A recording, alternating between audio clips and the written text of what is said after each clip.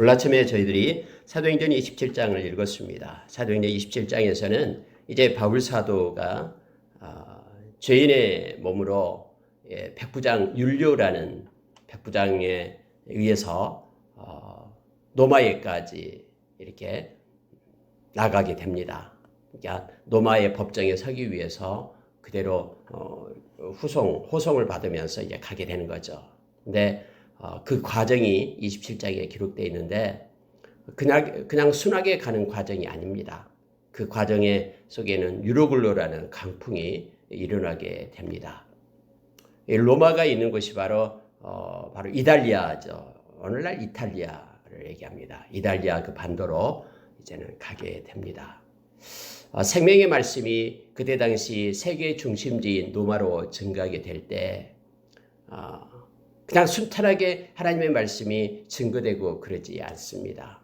이처럼 여러 가지 방해와 또 힘든 일들이 있습니다. 그럼에도 불구하고 하나님의 뜻은 좌절되는 것이 아니라 하나님의 뜻은 끝까지 하나님이 심으신 것은 반드시 열매가 맺게 됨을 알게 합니다.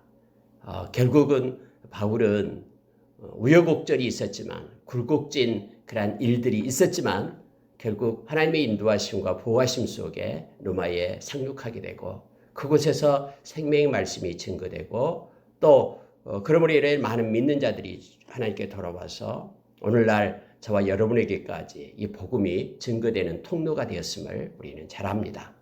자, 그러한 과정 속에 하나님이 어떻게 바울 사도와 함께하였나 또 우리의 삶에 여러 가지 힘들고 어려운 고난과 역경이 올 때 우리는 어떤 모습으로 하나님 앞에 서야 되는지 이 말씀은 우리에게 인사이트를 줍니다. 우리의 마음 가운데 통찰력을 공급하고요. 또 이 말씀을 따라서 우리도 넉넉히 하나님의 백성으로서 승리하는 인생이 될 것을 우리는 확신합니다. 자, 몇 가지를 나누고 우리가 기도하는 시간을 갖도록 하겠습니다. 여러분 27장 2절 보니까요.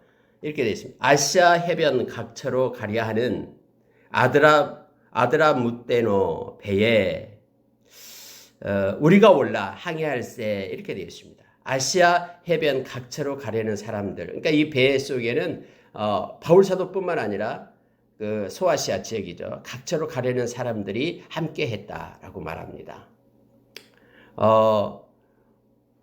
근데 여러분요, 여기에서 이제 우리가 올라라는 표현을 씁니다. 이 우리가 올라라는 것은요, 바울 사도의 일행을 얘기하죠. 그럼 우리다라고 얘기할 때는 여기에는 이 말씀을 썼던, 기록했던 그런 저자인 의사 누가가 함께 했음을 보게 합니다. 그러니까 우리가 올라 항해할세 마게도냐의 데살로니가 사람 아리스다고도 함께 하니라. 그래서 마지막에 로마행을 떠나게 될 때 바울 사도가 여기 아리스다고도 함께하고 또 루가도 함께했음을 성경은 기록하고 있습니다. 죄인의 신분으로 이제 법정에 서야 될 그러한 바울 사도와 그의 사역에 동참하면서 함께했던 사람들이 있습니다. 감옥에 갈 때도 함께 갔던 사람들, 여기에는 아리스다고 그리고 누가였음을 알게 합니다. 우리가 끝까지 하나님의 말씀을 따라서 또 연합해서 하나님께 영광 돌리는 그러한 동역자, 믿음의 동역자, 기도의 동역자, 인생 끝까지 함께할 그러한 동역자들이 우리 주변에는 있어야 됩니다. 특히 여러분 친구들이 있어야 되는데 우리 자녀들에게도 친구들이 있어야 되는데 믿음의 친구들이 있어야 됩니다. 함께 기도하고 함께 믿음으로 이끌어주고 말씀으로 충고하고 또 세워줄 그러한 믿음의 동역자들이 우리 자녀들에게 또 우리 주변에 많이 있기를 위하여 우리는 기도해야 됩니다. 이것이 가장 큰 이 땅에서의 그 하나님이 주신 은혜죠. 그래서 특히 믿음의 친구들, 기도의 동역자들이 우리 주변에 많이 있기를 하나님께 구하면서 우리가 또한 그러한 믿음의 동역자, 기도의 동역자가 되어야 됨을 알게 합니다. 바울 사도는 제수의 몸으로 가게 되지만 그의 믿음의 동역자인 누가 그리고 아리스다고 그가 로마에까지 함께 동행했음을 성경 우리로 하여금 알게 합니다. 여러분 이와 같은 책임을 맡은 사람이 누구냐면요. 율료라는 사람인데요. 백부장입니다. 근데 이 율리오는 3절에 보니까 바울을 친절히 대하여 친구들에게 가서 대접받기를 허락하더니 이렇게 되어 있습니다. 그러니까 친구들과 함께 하도록 허락했다라는 거예요. 비록 제수의 몸이지만. 왜냐하면 율리오는 바울을 친절히 대했다라고 말합니다. 그러니까 바울에게 호감을 갖고 있고 또 남다른 그런 바울에 대한 관심이 있었음을 압니다. 왜냐하면 다음에 이 율리오가 바울을 살려줍니다. 그때 여러분 이 배가 이렇게 이물이 걸리고 고물은 파손되어 가는 장면이 나옵니다. 그러니까 모래톱에 걸려가지고요. 이제는 배가 파손돼요. 그러니까는 거기에 있는 병사들, 율리오 백부장이니까는 100명의 군사를 데리고 있었거든요. 그 군사들이 뭐라고 얘기하면은 제수들이 도망치면 안 됩니다. 그래서 다 죽입시다. 이렇게 얘기하는 거예요. 근데 그때 그래 좋다 죽이자. 왜냐하면 제수가 도망치면 그 생명을 이걸 지키고 있던 군사가 대신해야 됐거든요. 그러니까 죽이자라고 말하는 거예요. 그러니까 율리오가 거절합니다. 아니다. 죽여서는 안 된다. 하면서 헤엄칠 수 있는 사람을 헤엄쳐서 빨리 무트로 나가라. 이렇게 명령을 내려요. 근데 성경은 뭐라고 얘기하냐면 율리오가 그렇게 말한 이유가 뭐냐면은 바울을 살리고 싶어서. 바울을 살리려고 그렇게 했다라고 성경은 기록되고 있어요. 백부장의 율리오는 처음부터 이 바울에게 친절히 대했고요. 그리고 또 바울을 살리는데 그러한 역할을 합니다. 물론 하나님께서 그의 마음을 움직여서 그렇게 행했음을 우리는 잘 알고 있습니다. 자, 이러한 상황 속에서 이 바울 사도가 이제 로마에까지 가게 되는데 배를 타고 가게 됩니다. 자, 9절에 보시기 바랍니다. 여러 날이 걸려 금식하는 절기가 이미 지났으므로 항해하기가 위태한지라 바울이 그들을 권하여 말하되 여러분이여 내가 보니 이번 항해가 하물과 배만 아니라 우리 생명에도 타격과 많은 손해를 끼치리라. 이렇게 바울 사도가 얘기를 하는 거예요. 영적인 사람인 바울 사도는 앞으로 일어날 수 있는 일들을 성령께서 주시는 마음으로 알게 된 거죠. 그래서 백부장에게 자기에게 친절하게 된 백부장에게 말하는 거예요. 금식하는 절기가 이미 지났다. 여러분 금식하는 절기는 유대인 달력으로 7월 10일이죠. 대속죄일을 얘기합니다. 이스라엘 백성의 절기 중에서 대속죄일은 7월 10일 날 나타나게 되죠. 수장들이 있는 그때예요. 그때는 대제사장이 1년에 한 번씩만 지성소에 들어가서 하나님을 아뢰입니다. 모든 민족의 죄를 위해서 속죄하는 날이 되는 거죠. 그때 이스라엘 백성들은 다 금식을 합니다. 이때가 금식이에요. 대금식하는 날. 요즘 달력 태양력으로 얘기하면은 뭐 9월 말이나 10월 초 정도 되겠죠. 그때쯤 말하고 있습니다. 그랬더니 이게 지금 대속죄일, 그러니까 금식하는 절기가 지났으므로 항해한 데 위태한지라 라고 말하는 거예요. 경험상 바울사도. 물론 바울사도는 뱃사람이 아니었습니다. 자, 이런 충고를 하게 됩니다. 그러면서 이런 얘기를 해요. 이번 항해가 하물과 배에는 많은 물건을 실었겠죠. 그리고 배만 아니라 생명에도 타격과 많은 손해가 있다. 그러니 우리가 잠시 쉬었다 가자. 이런 식으로 얘기하는 거예요. 지금은 항해할 때가 아니다. 라고 얘기하는데 백부장은요. 이 바울 사도에게는 친절했지만은 그리고 다음에 생명을 구해줍니다마는 그런데 문제는 뭐냐면은 이 바울 사도의 말을 듣기보다는 이 선장의 말을 듣는다라는 거예요. 선주의 말을 듣게 되죠. 왜냐하면은 선장과 선주는 경험이 있죠. 그 배를 지금까지 운전하고 항해했던 사람이니까요. 전문가죠. 그러니까 전문가 말을 듣게 되는 거예요. 여러분 이것이 일반적인 세상의 논리예요. 세상은요. 그 분야의 전문가의 말이 설득력이 있고 또 권위가 있습니다. 그래서 많은 사람들이 그들의 말을 먼저 듣고 경청을 합니다. 그런데요, 세상은 그들의 말대로 이루어진 것이 아니다. 이루어지고 결과가 그렇게 난 게 아니다라는 걸 알게 됩니다. 세상의 주권자는요, 하나님이셔요. 그래서 하나님과 가까이 하는 자, 또 하나님의 마음과 하나님의 뜻을 가지고 사는 자가 결국 세상에 일어나는 모든 일을 더 잘 알 수 있다는 것을 말씀은 우리에게 가르쳐줘요. 그래서 주님의 뜻을 구하고 주님의 말씀을 따라 사는 것이 결국 그에 대한 결과가 있다는 걸 우리로 알게 합니다. 아무리 우리의 지식과 우리가 이미 잠언서에서 봤죠. 우리의 지식이 있고 우리의 계획이 있고 우리의 명철이 있다고 해도 하나님을 막아설 수 없다라고 성경 우리에게 가르쳐주고 있죠. 이번 주일날 우리가 이 말씀을 나누었습니다. 하나님의 손에 있는 거예요. 인생사도 마찬가지고요. 인류의 역사도 마찬가지입니다. 주권자 대신 하나님의 인도하심 속에 있음을 우리는 인정해야 됩니다. 그런데 지금 백부장은 이제 선장의 말을 더 많이 듣습니다. 11절에 그렇게 말합니다. 백부장이 선장과 선주의 말을 바울의 말보다 더 믿더라. 그래서 이 항구가 겨울을 나기에 불편함으로 거기서 떠나서 베닉스로 가서 겨울을 지내자 하는 자가 더 많았다라고 말합니다. 여러분, 다수의 원칙이 바로 이거였죠. 바울 사도는 지금이 아니다 라고 얘기하는데 그들은 아니다, 우리는 베닉스에 가서 겨울을 나겠다 하면서 다수결의 원칙에 의해서 막 주장을 하는 거예요. 율리오도 마찬가지고 선주도 마찬가지고 선장도 마찬가지고 막 그렇게 주장을 하게 됩니다. 이와 같이 여러분, 사람들의 모든 의견이 그쪽으로 쏠리는 거예요. 언제나 다수결이 옳은 건 아닙니다. 진리는 다수결에 의해서 이루어진다. 민주주의는 다수결에 의해서 이루어지지만 그러나 진리는 그렇지 않습니다. 교회는 민주주의가 아니에요. 교회는 말씀 중심입니다. 하나님 중심이지 신본주의지 인본주의가 아닙니다. 그래서 사람들의 의견을 모아서 행하는, 다수결에 의해서 뭔가를 행하는 것이 아니죠. 물론 사람의 여러 가지 판단과 또 일을 할 때는 다수결의 원칙이, 민주주의 원칙이 맞습니다. 그러나 교회의 핵심이 되고 말씀을 벗어나는 모든 일에서는 어떤 것도 배격합니다. 사람에 의해서 인본주의로 그래서 교회가 흘러가서는 안 된다라는 걸 알게 합니다. 교회는 철저하게 신본주의입니다. 왜냐하면 교회의 머리는 예수 그리스도시기 때문에 그렇습니다. 그리고 교회는 말씀이 있습니다. 말씀이 캐논, 기준이 되기 때문에 아무리 많은 사람들이 말씀을 떠나서 99명이 말씀을 떠나서 의견을 합해서 다른 길로 간다고 해도 만약에 말씀에서 벗어난다 그러면 한 명이라도 그 진리를 파수하고 그 자리에 있어야 됨을 성경이 우리에게 가르쳐 줍니다.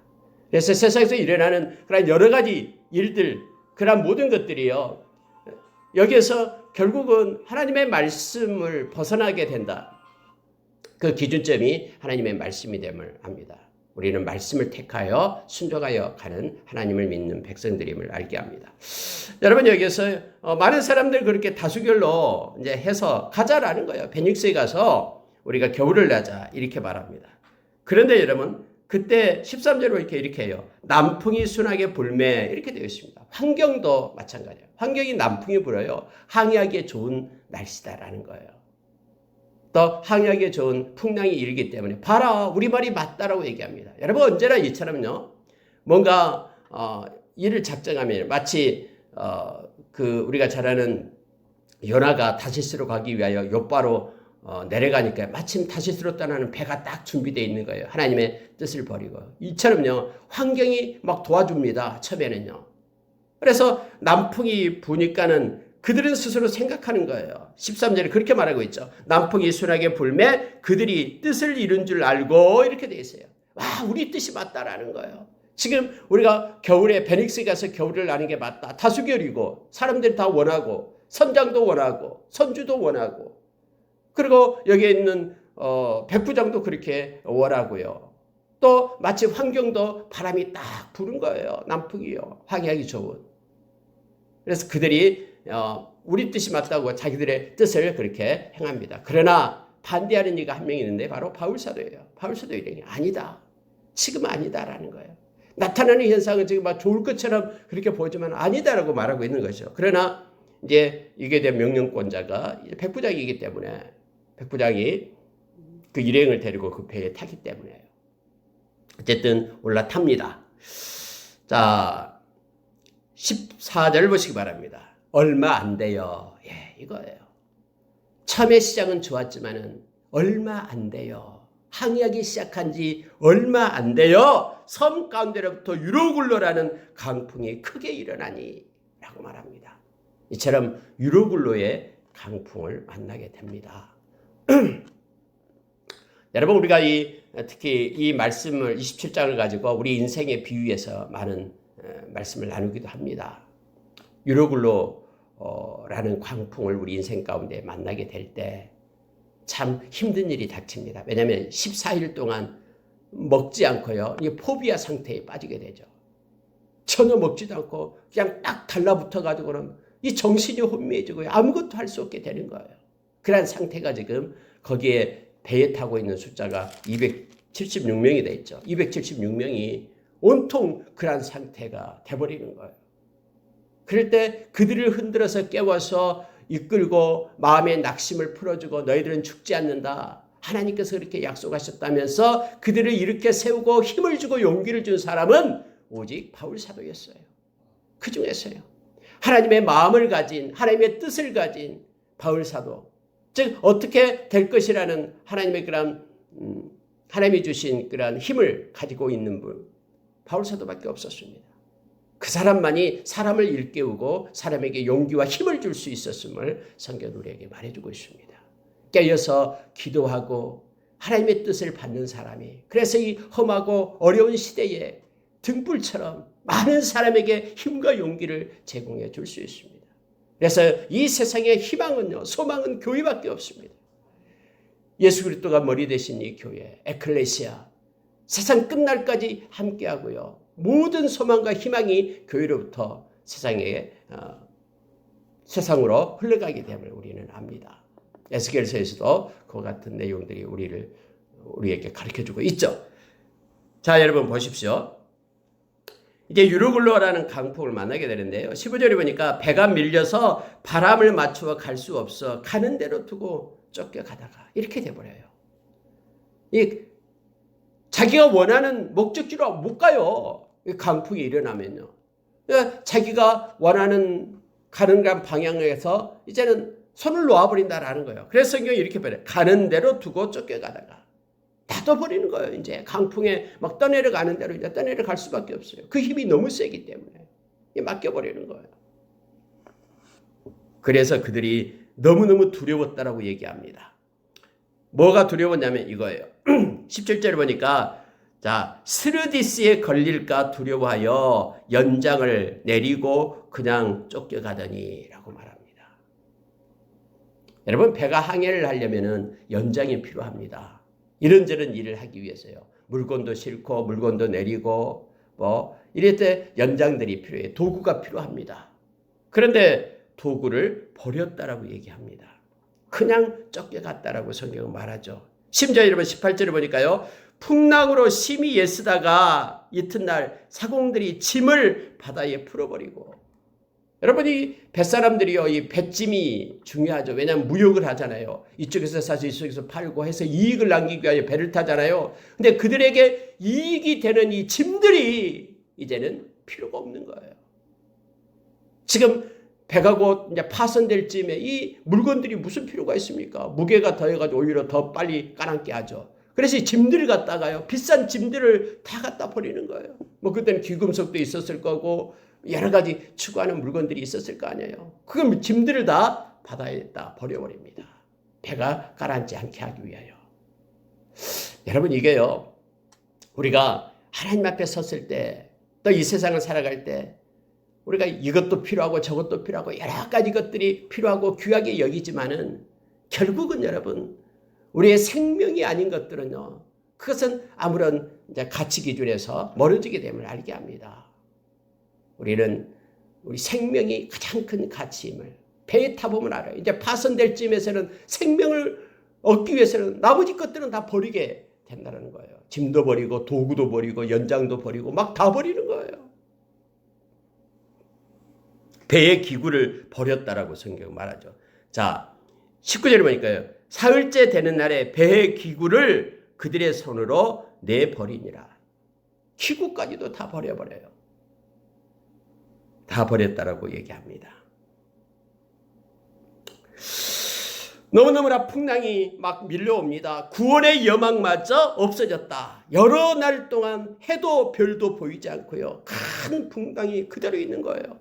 하루 이틀이 아니에요. 없어질 줄 알았더니 그게 아니에요. 계속해서 깜깜하면서 풍랑이 일어나는 거예요. 여러 날 동안.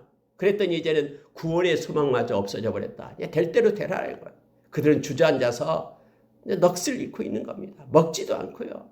포비아 상태에 있게 됨을 알게 됩니다. 여러분, 여러 사람이 오래 먹지 못하였다라고 성경은 말합니다. 그때 이제 바울 생각이 나는 거예요. 바울 사도가 그때 말하는 거죠. 내 말을 듣고 글에 대해서 떠나지 아니하여 이 타격과 손상을 면하였더라면 좋을 뻔하였다 라고 바울 사도가 얘기하는 거예요. 그때 내 말을 들었으면 이와 같은 손상이 없었을 텐데 하면서 바울 사도는 그들에게 말합니다. 그런데 바울 사도는 그때부터 이제 일어나서 그들에게 힘을 주기 시작합니다. 용기를 주기 시작해요. 막 자기 힘으로 어떻게 해보려고 할 때는요, 절대로 바울 사도의 말을 듣지 않습니다. 조금 있으면은 이게 이제는 이 폭풍우가 멈출 것이다라고 생각하면, 하루 이틀만 지나면 멈출 것이다 생각했다면요, 다른 말을 듣지 않아요. 소망이 보일 때에는 그 소망을 따라 막 가는 거예요. 다른 말 듣지 않고. 그러나 절벽일 때 전혀 소망이 없고요, 완전 낙심 가운데 이렇게 사면초가 상태에 있게 될 때는요, 이제는 소망이 끊어지고, 그럴 때 이제 바울 사도의 이 복음을 그들이 받아들이게 됩니다. 여러분 인생도 그래요. 조금이라도 내가 붙잡을 거 있으면요, 하나님을 찾지 않습니다. 끝까지 그걸 쫓아가요. 그러나 우리는 너무나 잘합니다. 어떤 일이 있어도 우리는 가장 먼저 하나님을 찾아야 됩니다. 다 소진된 다음에 하나님을 찾는 것이 아니라 무슨 일이 있는지 가장 먼저 우리는 하나님을 찾는 자가 돼야 됩니다. 이것은 훈련돼야 됩니다. 여러분, 이처럼요, 그들이 이제 오래 먹지도 못하고요, 모든 구원의 여망마저 없어진 그때에 바울 사도는 이렇게 말합니다. 이제는 안심하라. 너희 생명에는 아무런 손상이 없겠고 오직 배뿐이니라. 배만 손상을 입는다라고 말합니다. 내가 속한 바 곧 내가 섬기는 하나님의 사자가 어젯밤에 내 곁에 서서 말하되, 바울아 두려워하지 말라. 네가 가이사 앞에 서야 하겠고 또 하나님께서 너와 함께 항해하는 자를 다 내게 주셨다 하였으니 그러므로 여러분이 안심하라. 나는 내게 말씀하신 그대로 되리라고 하나님을 믿노라. 바울 사도가 그렇게 얘기하는 거예요.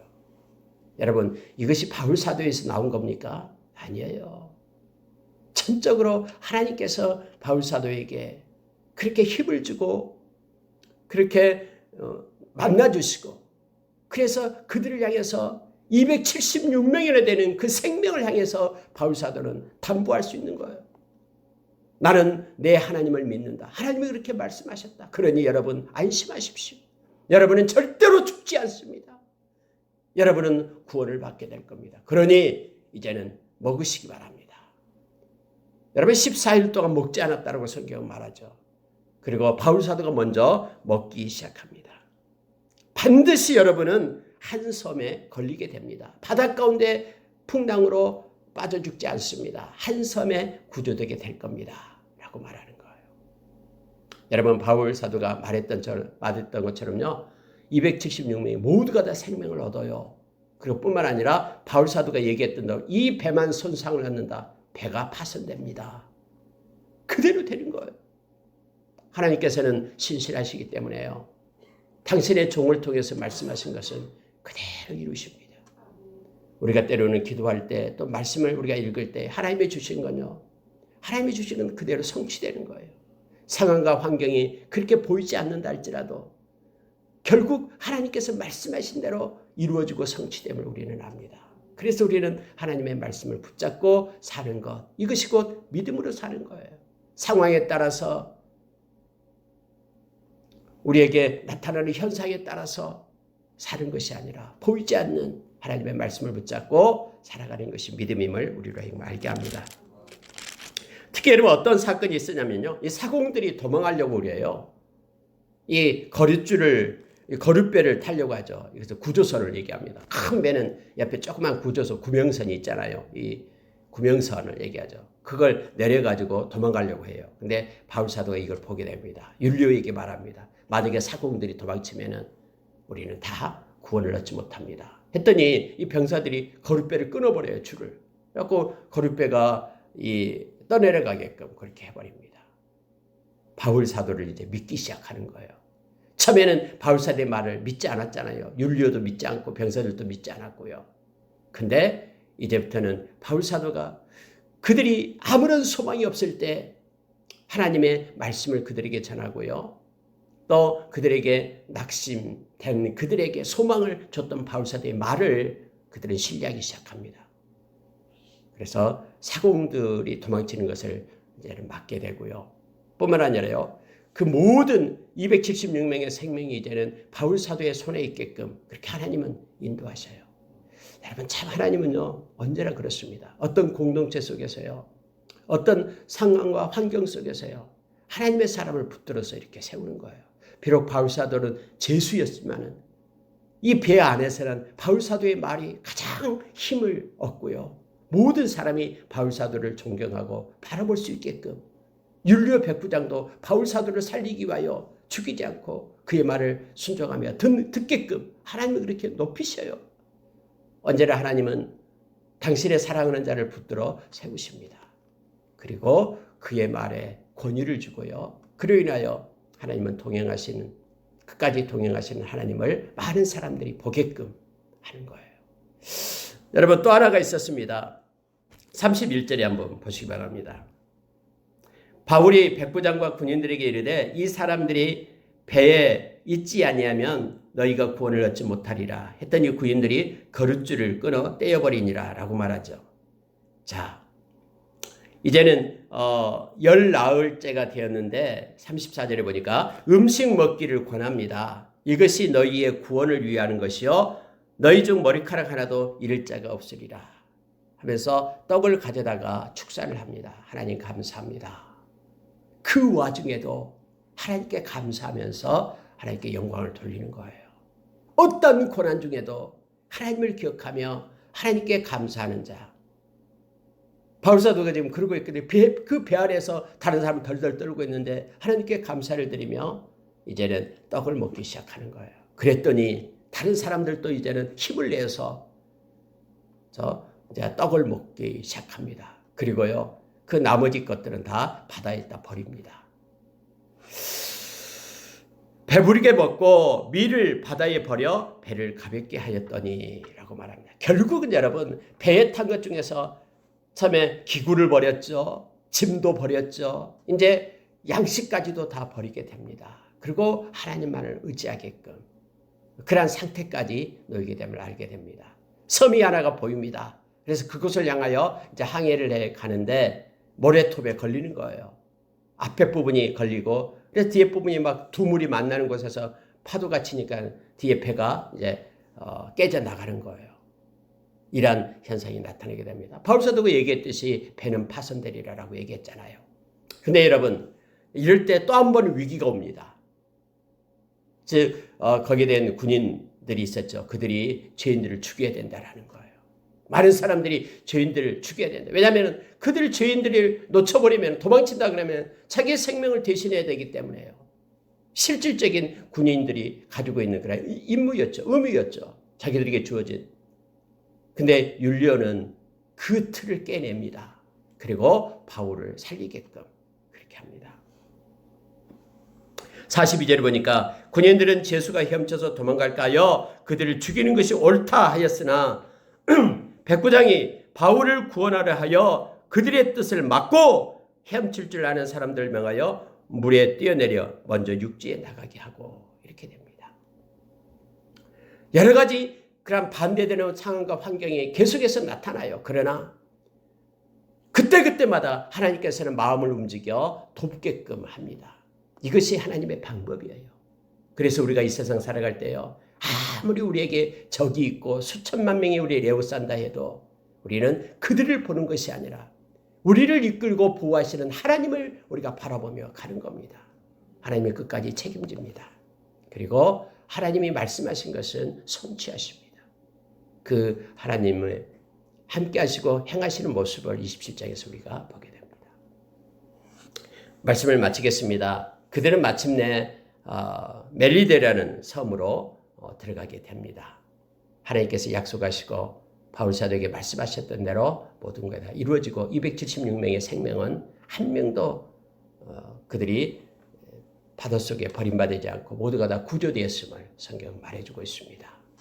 인생에 유로글로가 있습니다. 그런데 하나님께서는 다음에 보시면 알겠습니다만 28장에서요. 그 유로글로로 인하여 그들에게 절대로 손해가 되게 하지 않습니다. 그 순간에는 기구도 버리고 짐도 버리고 뭐 다 버려서 손해가 가득한 것 같지만은 결국 여러분 이 모든 것들이 또 하나님의 방법으로 회복이 됩니다.